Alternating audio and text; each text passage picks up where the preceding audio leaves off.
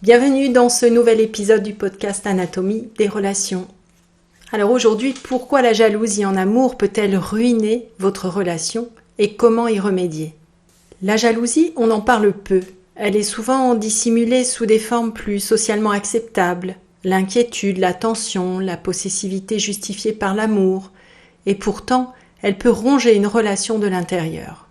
Dans mon travail de coach relationnel, je rencontre souvent des personnes submergées par cette émotion. Une émotion qu'elles ne comprennent pas toujours, mais qui finit par abîmer leur couple, voire le détruire. Alors pourquoi la jalousie peut-elle faire autant de dégâts?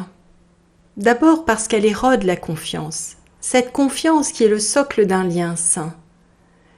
Lorsqu'elle est remplacée par le doute, on commence à questionner les moindres gestes, les silences, les absences. Tout devient sujet à suspicion. Ensuite, elle empêche une communication fluide. Quand on est jalouse, on interprète tout à travers ce filtre. Une remarque anodine devient une provocation, un retard, une trahison, et très vite, le dialogue devient impossible.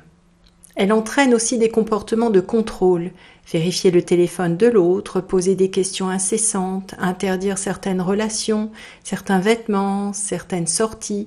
Ce contrôle n'est jamais de l'amour, c'est une tentative désespérée de calmer sa peur. Et justement, cette peur est souvent celle de l'abandon. Une peur très ancienne, très enfouie.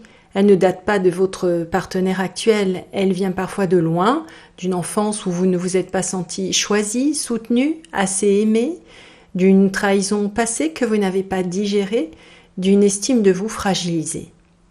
Et cette peur-là vous fait croire que vous n'êtes pas suffisante, que l'autre va fatalement partir, qu'il ou elle trouvera mieux ailleurs. Et plus vous avez peur, plus vous vous accrochez.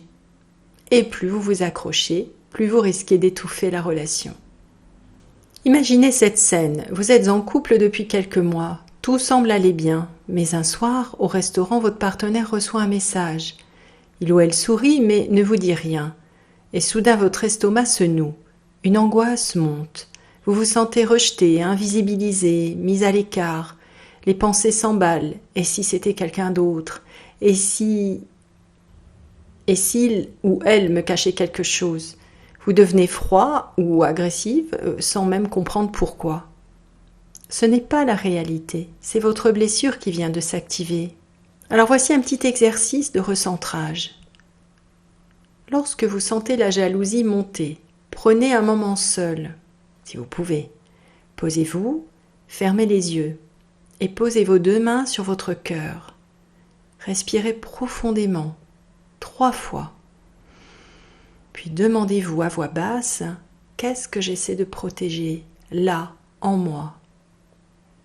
Et laissez venir la réponse. Souvent vous verrez que ce n'est pas l'autre que vous craignez vraiment de perdre.